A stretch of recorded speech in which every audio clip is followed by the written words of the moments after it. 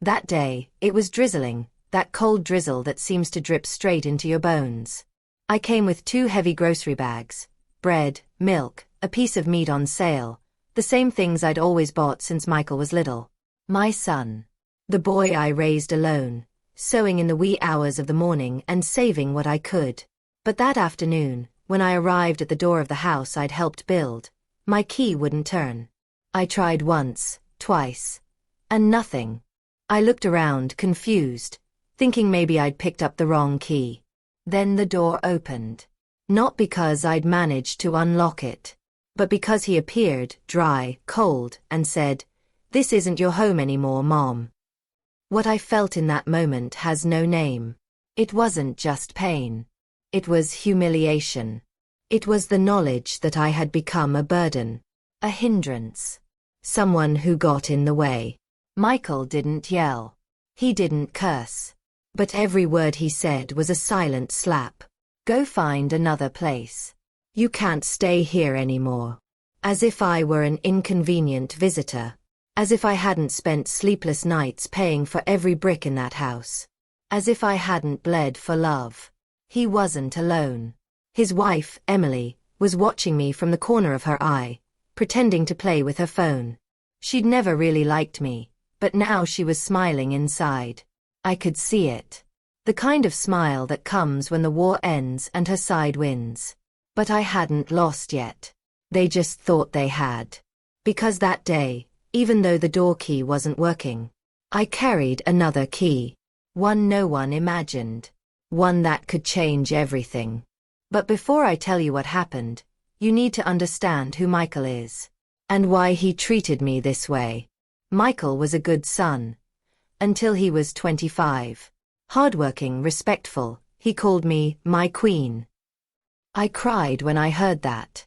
Because I thought I'd made it in life. I thought all the sacrifices had been worth it. But as soon as he got married, I started to disappear. Little by little. First, he stopped calling me. Then he started seeing me as someone who doesn't understand modern life. Until this is what it became, a mother locked out, with wet groceries on the floor. And the worst part was that I had nowhere to go that night. I just wanted to go inside, take a hot shower, sit on the sofa where I embroidered, and sleep. But they wouldn't let me. I stayed there under the marquee, clutching the bunch of useless keys, feeling the whole world telling me, it's over. But it wasn't over. I just needed to remember what my husband told me before he died. And so, I went to the old bag where I kept the old letters. By the way, if you've also felt this kind of abandonment, if this story touches you in any way, subscribe to the channel and comment where you watch us from. Many people will see themselves in this mirror. And together, we don't become invisible. That night, it wasn't just rain that fell. A piece of what I believed to be love also fell. But what I found inside that bag changed everything. And that's where the story begins to take a turn. Because in that letter, you know, before that door closed on me, before the rain, before this isn't your home anymore, I was just a mother trying to remain useful.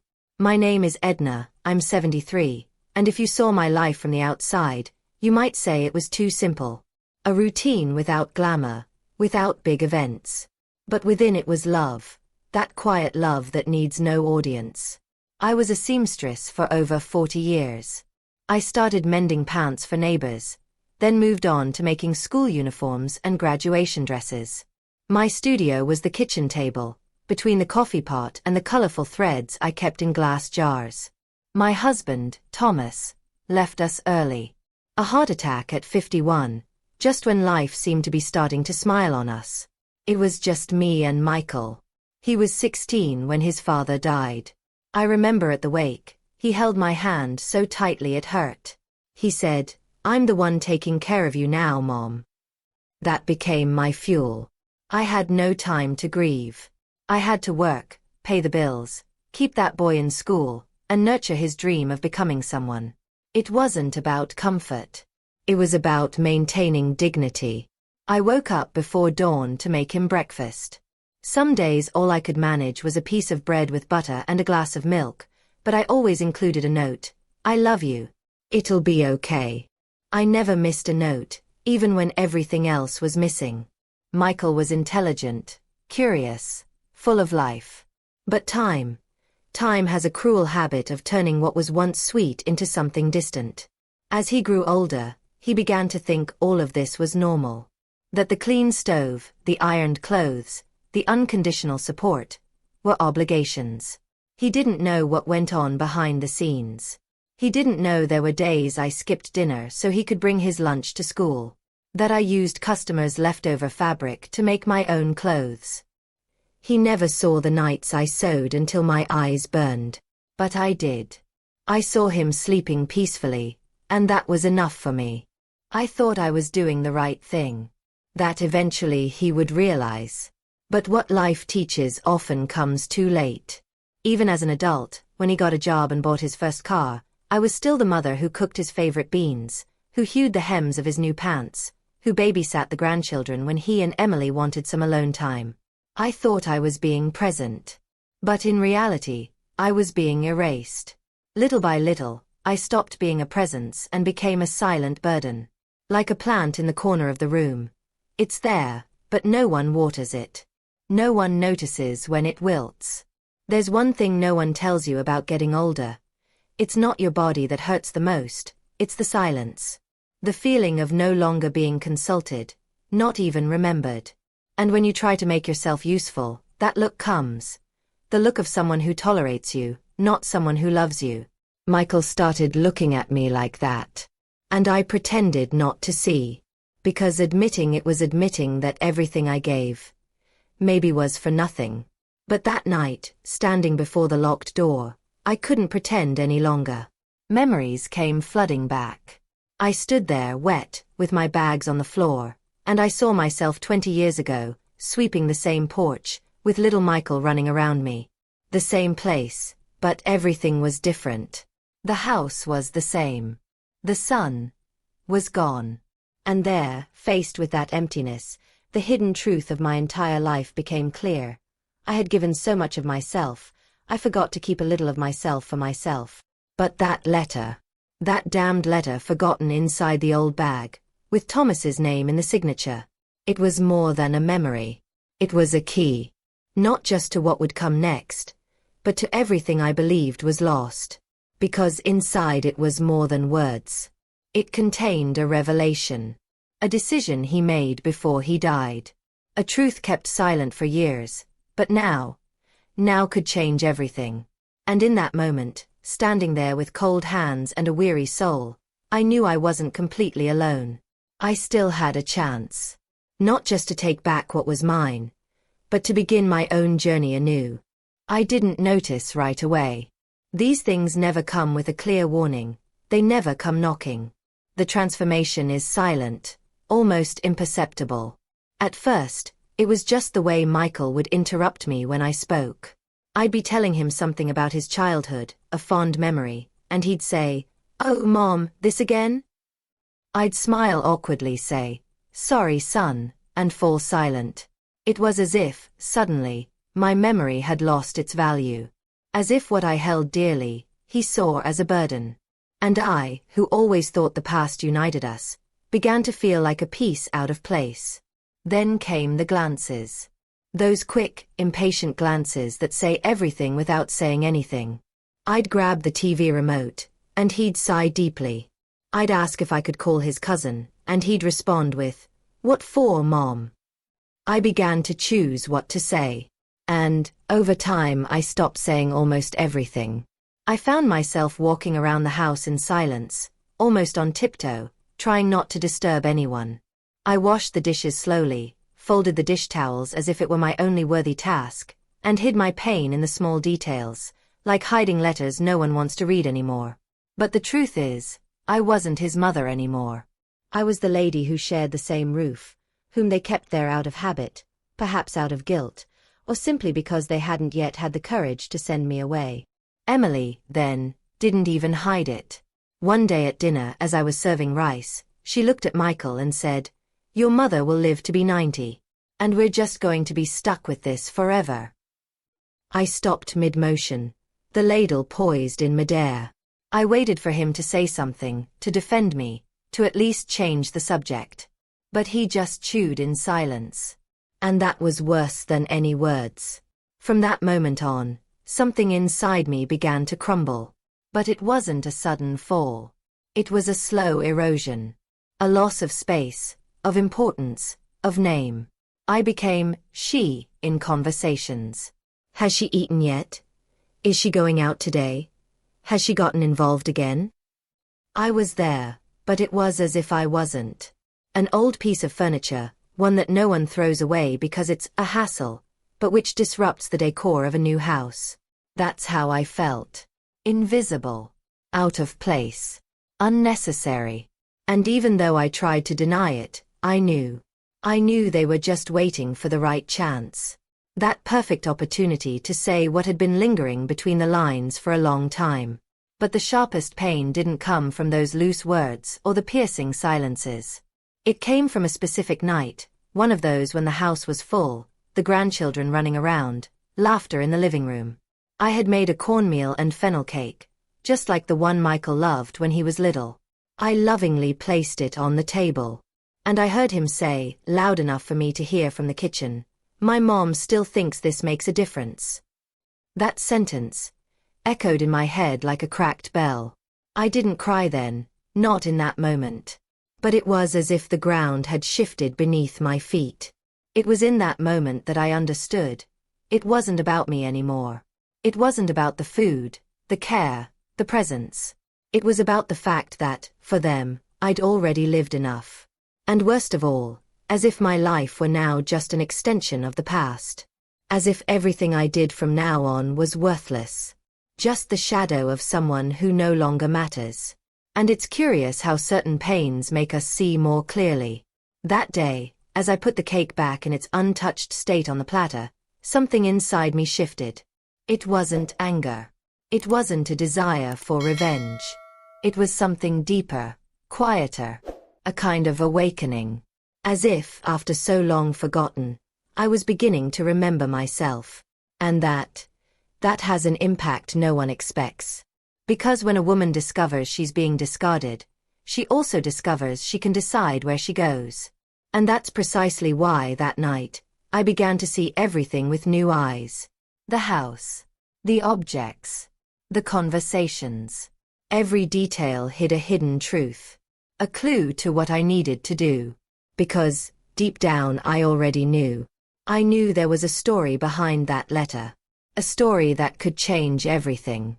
And the most surprising thing is that, even after so much disdain, I was still the only one who knew what was really written there. And that gave me a strength they could never have imagined. That night began like so many others. Cold, silent, with an overcast sky and a fine drizzle that seemed to carry not only water but also the weight of the years that had passed. I was returning from the market with 2 heavy bags, walking slowly, my bones creaking with every step. The gate was locked. The same gate I'd painted light blue myself, when Michael was little and said blue was the color of a clear sky. At the time, I thought it was a mistake. Maybe they'd changed the lock for security. Maybe he'd forgotten to tell me. Maybe. But when I tried to turn the front door handle and heard the dull click of the new lock, something inside me sank. I called out. I knocked gently, then loudly. No one answered. I tried the cell phone. Voicemail. And there, under the rain that was now wetting my shoulders, the bags slipped from my hands. The milk spilled and shattered on the floor. The bread was soaked. And I stood there. Alone. The house I'd helped build no longer recognized me. The son I'd raised with such effort decided my time there had expired. It took me a while to understand. To accept. It was as if my brain was trying to shield me from the pain, trying to convince me that there was still some misunderstanding, some explanation. But the truth is, the decision had already been made. It wasn't impulsive. It was planned. Calculated. And the message was clear. You don't belong here anymore. I walked to the side of the house, where the old garage we used before the renovations still stood. It was locked from the outside, but I managed to force open the side window and climbed in. It was dark, cold, the floor hard, cement. There was a broken chair in the corner, dusty boxes, and an old blanket that might have been left there. I huddled in that space like someone shrinking into themselves, knees close to my chest, breathing hard. It was rock bottom. Literally. I was sheltered in a forgotten corner of the house I'd helped build, like an old, worthless object stored away. I pulled out the old photo I always carried from my purse. A picture of Michael at 6, smiling toothlessly, with the crooked bangs I'd cut myself. He was sitting on my lap, hugging me as if the whole world fit there. That day, he'd said to me, "I'll never leave you, Mommy." I repeated that phrase quietly, alone in the dark, as if it were a prayer, as if each word had the power to undo everything. The pain I felt there wasn't just physical. It was something deeper. It was as if every decision I'd made in my life was being judged simultaneously. Had I made a mistake? Had I spoiled myself too much? Had I, in giving so much of myself, forgotten to teach the value of true love? I didn't know. I only knew I was there. Discarded. Invisible. And yet, I was still trying to understand where I'd lost myself on this journey. The rain beat down on the garage roof as a reminder that time never stops. And I, enveloped in that cold silence, began to relive my life like someone watching an old movie. The happy moments, the sacrifices, the Sunday family lunches, the birthdays I'd organized with colorful balloons and carrot cake. It all seemed so distant. As if it had happened to someone else. But at the same time, there was something inside me that wouldn't go out. A small, almost imperceptible, yet stubborn spark. An inner voice that said, "You still have value." And it was this voice that reminded me of the letter. That forgotten letter, which now seemed to shine in my memory with new strength. Thomas had always been quiet, but he had a subtle way of protecting those he loved. And in that letter, there was something he left for me. Something he perhaps knew I would need one day. A kind of silent legacy, a last attempt to ensure I wouldn't be completely erased from the history I helped build. Wrapped in that dusty blanket, my face pressed against the portrait, I made a decision. I wasn't leaving that night. Not because I had nowhere else to go, but because that house, despite everything, was still mine in some way. I still carried my story, my memories, my scars. And if I was about to be forgotten, I might as well fight. With dignity. With truth. And with everything I still had inside me. Because there are things that not even rejection can tear from a mother. And in that silence of the garage, with its musty smell and longing, I knew my journey wasn't over yet. The silence of the garage that night seemed to speak to me. It wasn't just an absence of noise. It was a living presence.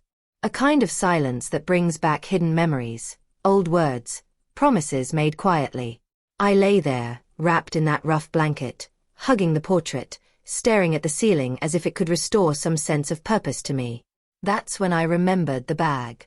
Not the one I used every day, but the old, dark leather one I'd kept for years. The one Thomas gave me for our 20th wedding anniversary. A bag I never threw away, even when it went out of style, even when the zipper no longer closed properly. It was inside one of the boxes, covered in old newspapers and smelling of time. I picked it up carefully, as if touching something sacred. The texture was rough, and the handle was worn. I opened it calmly, rummaging through the inside pockets, almost unsure of what I was looking for. But I found it. A double-folded envelope, with my name handwritten on it. The handwriting was unmistakable. Edna's E, with that little loop at the end. It was from Thomas. My heart raced. My hands trembled. I felt a lump in my throat, the kind that only comes when the soul is confronted by the past. I opened the envelope slowly. Inside was a letter, written in blue ink, some words faded by time. He was speaking to me. His voice was firm and serene, as it always was. He said he knew that one day, things could change. That gratitude wasn't always eternal. That people forget. That even children get lost along the way. But he didn't want me to be left unprotected. So, right there in that letter, he told me something he'd never said in his life. A silent gesture, made without fanfare, like everything he did. "Edna," he wrote, "remember when we sold the lot in the countryside? I said I'd invested the money, but I never explained it properly. I used it all to ensure you'd always have a place of your own, in your name. I went to the notary. I signed everything. The deed to the house is in your name. Only yours. If you ever feel wronged, if someone tries to take it from you, this document will protect you." My body froze. My chest felt too small for so much emotion. It wasn't just relief. It was justice. It was as if he'd returned just to remind me of my worth, of my place. And more than that, it was the feeling that my story wasn't in the hands of those who despised me. I still had a choice. I still had a chance to turn things around. Inside the envelope, besides the letter, was a copy of the deed. The name was there, clear as day. Edna Rose Lancaster. That house was mine. Legally, morally, in every sense. And that changed everything. Not that the paper itself made the pain go away, but it lit a new flame. It gave me a tool, a possibility. It was as if life was telling me, you're not finished.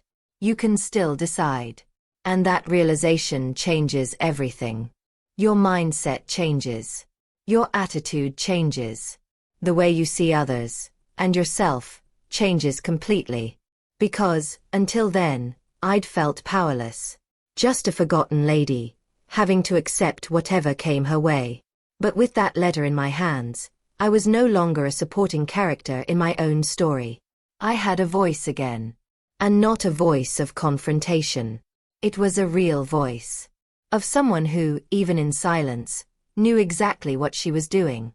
I wasn't going to scream. I wasn't going to slam the door. But I wasn't going to walk away with my head down, either.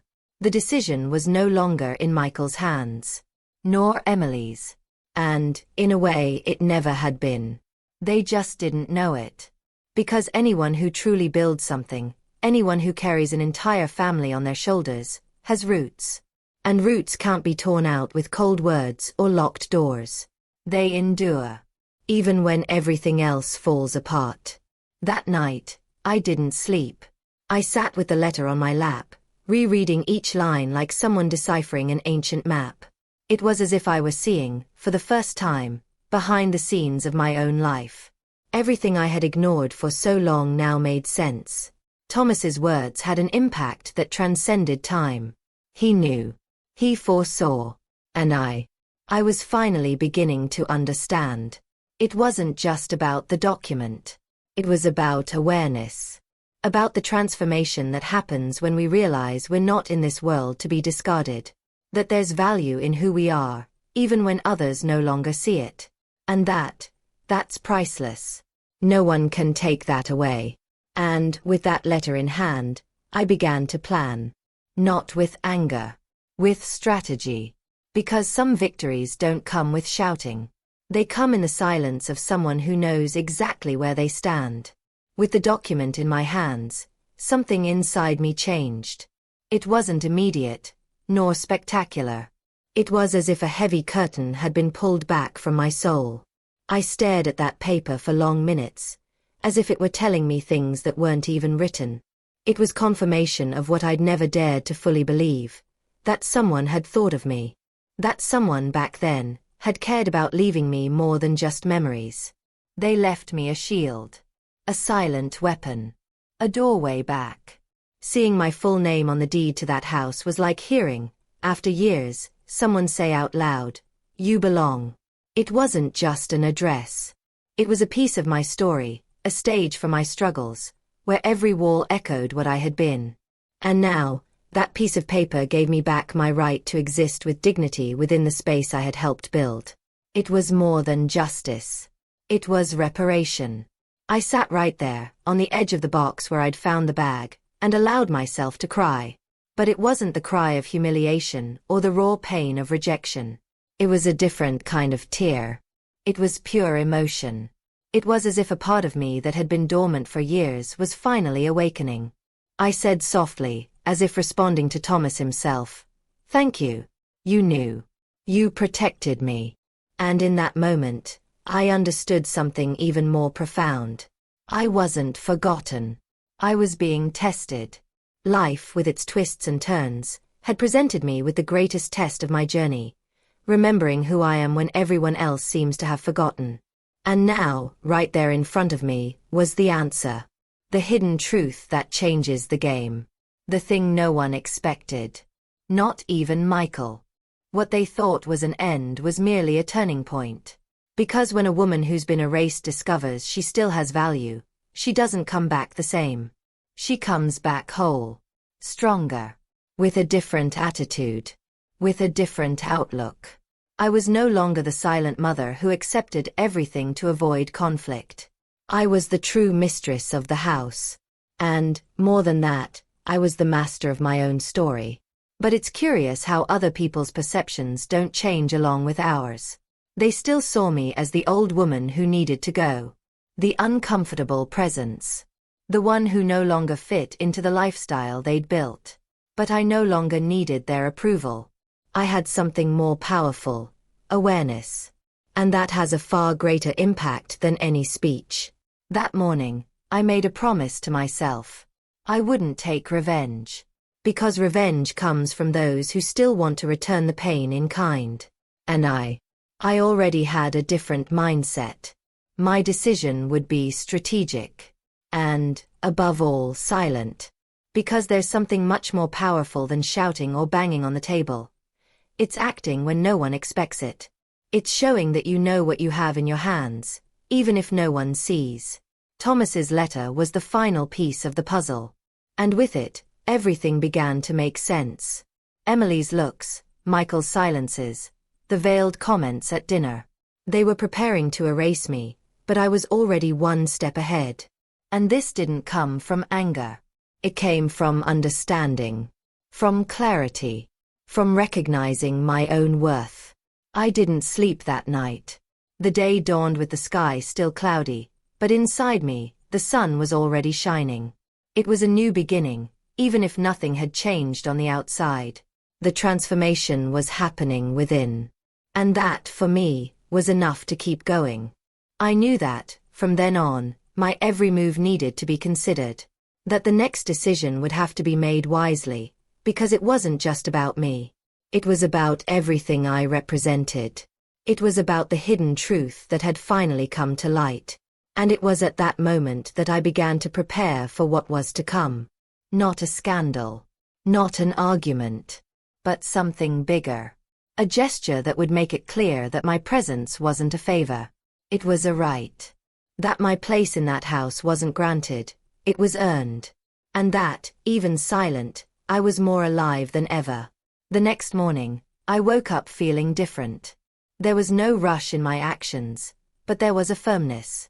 My body still ached from the cold floor, my eyes burned from a bad night's sleep, but inside, I was whole. It was as if I were finally back at the center of my own story, as if that woman who had lived in the shadows for so long had returned to inhabit my own skin. I carefully folded the letter, put the deed in a clear folder I found among the old papers, and put on my best clothes. Not to impress, but as a silent reminder that dignity begins within. I took the bus downtown. I stared out the window, watching the places pass by like flashes of a life that seemed to have belonged to someone else. Every corner held a memory. The bakery where Michael bought candy after school. The square where he learned to ride a bike. All of this still existed, but now it carried a different weight. I was no longer a woman lost in memories. I was a woman with a purpose. At the registry office, I waited, sitting silently, my briefcase on my lap, like someone guarding a precious secret. When I was called, I presented the documents with a firm voice. No hesitation. The clerk read them, checked them, and then said, "Yes, ma'am. The house is registered in your name. This is legally valid." In that moment, I didn't feel relief. I felt justice. A calm justice, without shouting, without an audience. Just me and the certainty that, finally, the truth was protected by more than feelings. It was protected by law. From there, I went straight to a small law firm nearby. A simple place, but with good recommendations. I told my story clearly, without playing the victim, but also without hiding my pain.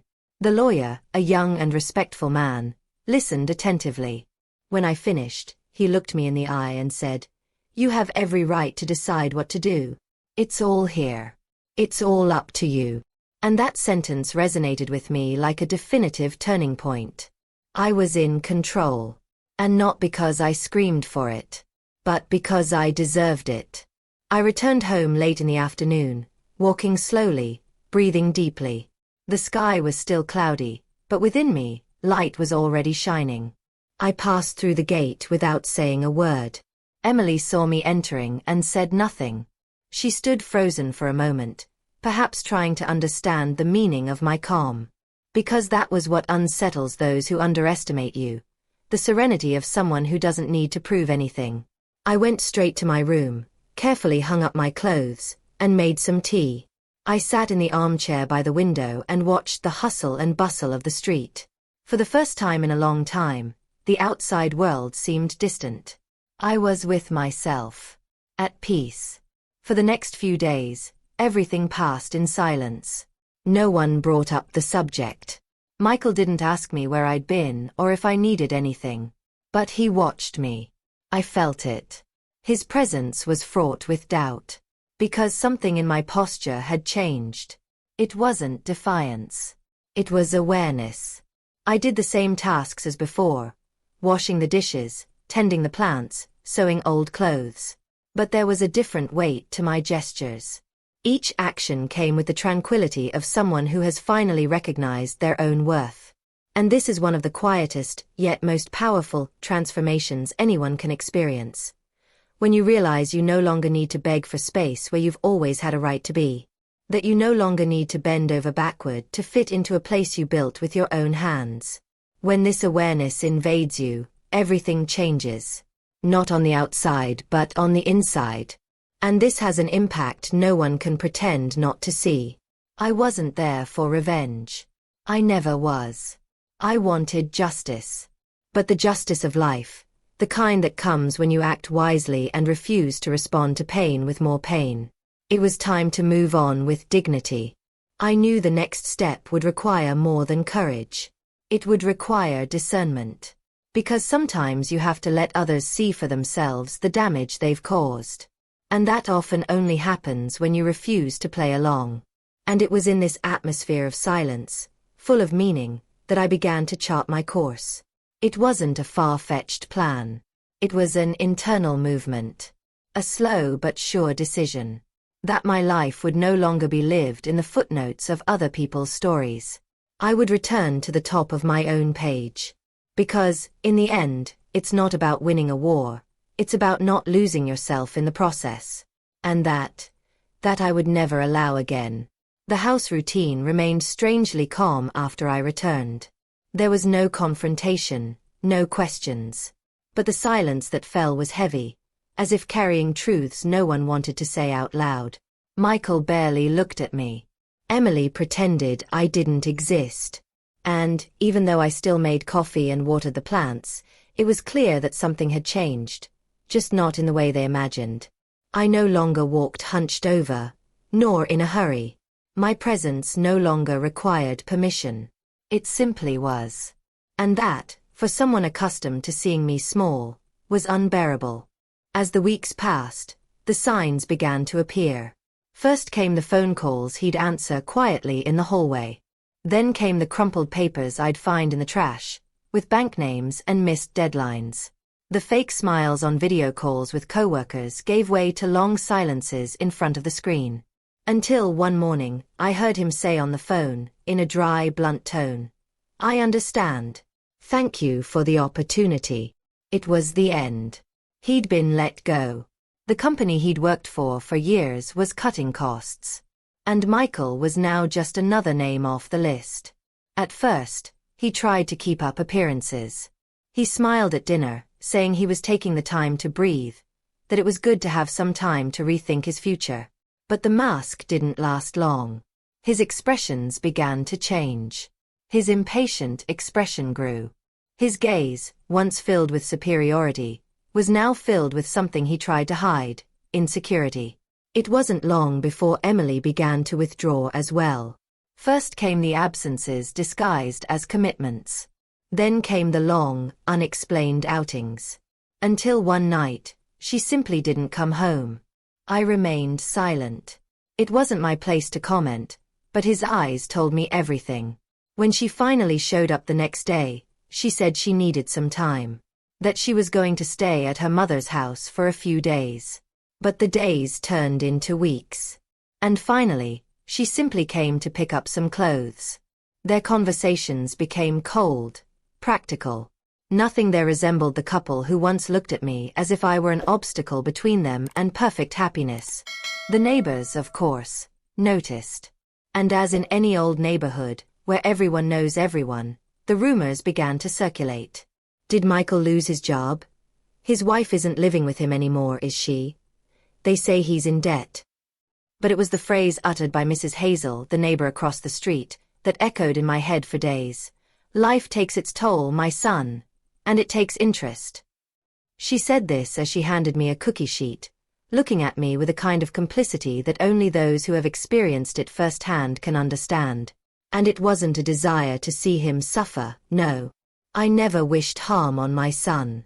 But it was impossible not to recognize the force of something greater there. As if the universe, subtly and relentlessly, was returning everything. The way he treated me, the contempt disguised as modernity, the coldness with which he closed the door on his own mother, all of it was coming back.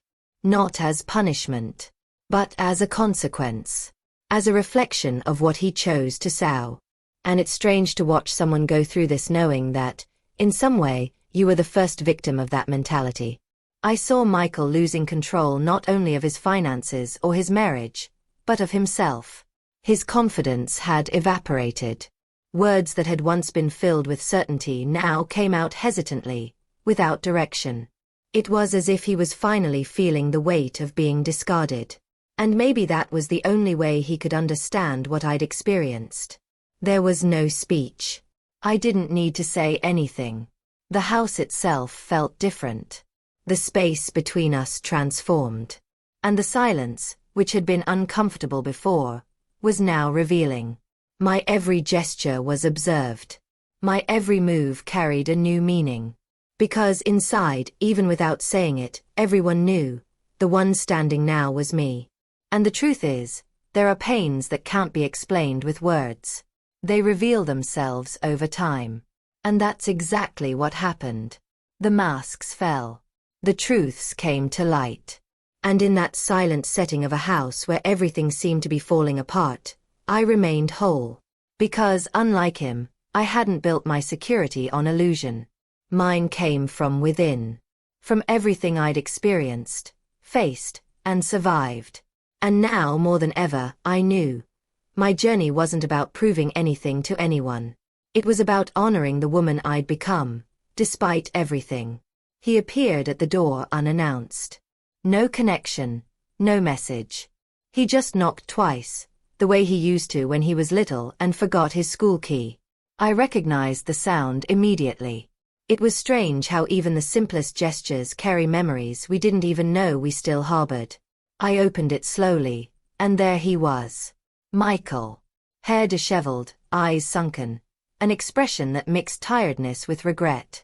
He didn't say anything for the first few seconds. He just stood there, as if unsure where to begin. And maybe he really didn't. He was different. Not just in appearance. It was as if the weight of the last few months had dismantled that stiff posture, that controlled manner he'd always used to maintain distance. Now he seemed smaller. Not physically, but like someone forced to reevaluate everything. His choices, his words, his silences. There was a kind of surrender there. An apology that didn't come out of his mouth, but screamed from his entire body. When he finally spoke, his voice was low, almost childish. Can I come home, Mom? There was no arrogance. There was no excuse. Just a naked, raw, guilt-ridden request. And in that moment, as he waited for my answer, I felt the world stop for a few seconds. because that sentence said so much more than he imagined. It was the return of the son who one day left without looking back. It was the breaking of a barrier that seemed insurmountable. But it was also a new test. A delicate moment where the heart could become confused with memory. And I knew that, if I hadn't matured from everything I'd been through, I could easily give in on impulse. I took a deep breath. There was no anger in me. No rush. Just a calm clarity. I looked him in the eye firmly, but not harshly, and replied with the calm tone that only truth can sustain. This has always been my home. You're the one who left it. He swallowed hard. He hadn't expected to hear that. Maybe he thought I'd rush to hug him, or give him a speech about forgiveness. But that wasn't it. This was a conversation between adults. And I was no longer the mother he left in the corner of the room while he made decisions over me. I was the woman who stood up when everyone expected me to crumble. I continued with the same tone. Coming back, son, isn't just about walking through the door. It's about recognizing what was lost along the way. And accepting that, to start over, you need humility. Not just to apologize, but to not repeat the mistake. He lowered his eyes. Perhaps for the first time, he listened without defending himself. Without trying to justify himself. And that, in itself, was a change. It wasn't about punishment. I didn't want to see him suffer. But I also couldn't ignore everything that happened. Because forgiveness isn't about forgetting. It's about remembering without letting the pain continue to rule. And in that moment, what I needed to show him wasn't toughness. It was structure. Limits. Consistency. It was about saying with actions that the woman he tried to silence not only survived, but now chose who deserved to come back into her life. So, I took another breath and extended my hand. Not as someone who welcomes without criteria, but as someone who knows that love, when true, also teaches. You can come in, yes. But not like before. Because here inside, now, things have a different order. He hesitated, but accepted. He took my hand carefully, as if touching a relic. And perhaps it was. Because there, in that gesture, it wasn't just him returning home. It was I who, finally, took my place fully. The room was silent. The house, despite everything, still held that scent of brewed coffee and old memories. But now everything had a different weight. A different meaning. Because I no longer needed to be accepted. I was already there. Whole. Present. Conscious. And he was finally beginning to understand what that meant. There was still much to be said. Much to be experienced. But, in that moment, a new phase was beginning. And within it, what was to come no longer frightened me. That day ended in silence. Not the cold silence, filled with tension and wounded pride that usually filled the corners of the house, but a different kind of silence. It was as if everything was finding its place. Michael passed me a few times, without saying much. He got a glass of water, sat on the porch for a few minutes, and looked up at the sky as if searching for answers. I stayed in the kitchen, stirring the beans calmly as I always did, but knowing that that gesture now carried a different meaning. I was no longer trying to please, nor expecting recognition. It was simply my way of keeping life moving forward with dignity. As I stirred the spoon, I remembered a phrase my mother used to say when I was a child, whenever someone wronged her. God sees everything, my daughter. And time shows who is who. I never quite understood what it meant. It seemed like one of those old sayings we hold on to without knowing why. But now, feeling everything I'd experienced in the last few months, I finally understood. It wasn't about punishment. It was about revelation. Time doesn't punish, it reveals. It reveals intentions, reveals character, dismantles appearances. And that's what happened with my son. Michael didn't become ungrateful overnight. It happened gradually. It was when he stopped listening, watching, remembering. It was when he began to believe that success was more important than history, that comfort was worth more than presence. And when you lose someone like that, coming back is never easy. Because it's not just about apologizing. It's about facing yourself. It's about rethinking your attitudes. It's about learning to see value in what you once discarded. That night, after he went to sleep, I sat on the edge of the bed for a while, staring at the old picture I kept on my nightstand. It was the same photo I'd taken with me the night I was locked out. He and I, still children, smiling for the camera as if nothing could separate us. And, in a way, nothing separated us. It just distanced us. And sometimes, distance teaches us a lesson. I stood there, silent, looking into our eyes from the past, and thought about how many mothers are still waiting for this reunion. How many cook without being noticed, how many pray silently for children who don't care, how many pretend their silences don't hurt, just so as not to disturb. And if I could say one thing to each of them, it would be this: you are not alone. And your story still matters.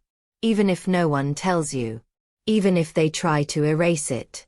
And if I could speak directly to whoever is listening to me right now, from mother to son, from heart to heart, I would say, if you still have your mother close by, hug her, call her, look her in the eyes, tell her you remember her, that you value her. Because what life doesn't teach with love, it ends up teaching with pain. And that pain, I wouldn't wish on anyone. You don't have to wait for absence to recognize presence. You don't have to reach the end to understand the beginning. We shouldn't have to lose something to realize how much we had. And, if there's still time, don't put it off. What I experienced isn't just a sad story with a fixed ending. It's a mirror. And perhaps, as you listen to this, you're thinking of someone. Maybe a mother, a grandmother, an aunt.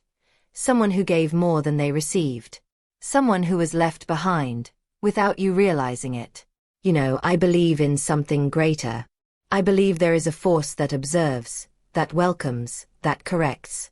Not through punishment, but through love. And I believe, from the bottom of my heart, that those who honor their father and mother, even with all their mistakes and failings, are never left helpless.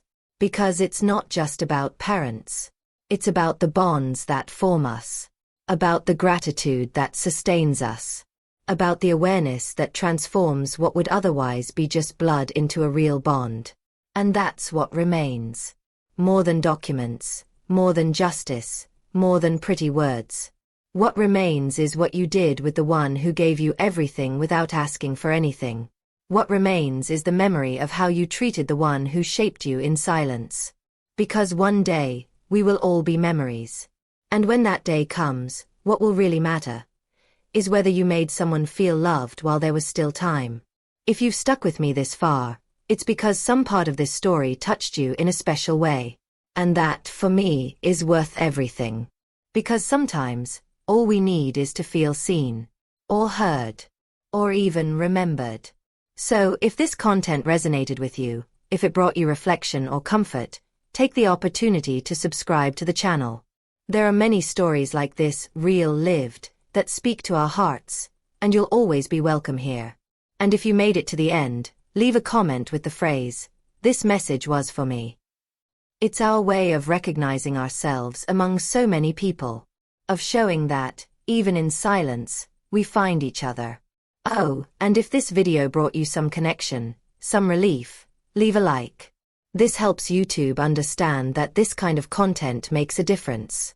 And more than just numbers, it's about bringing stories like this to those who also need to hear them. There's a video here that complements everything we've experienced together. Click and continue with me there. The conversation isn't over. We still have a lot to share.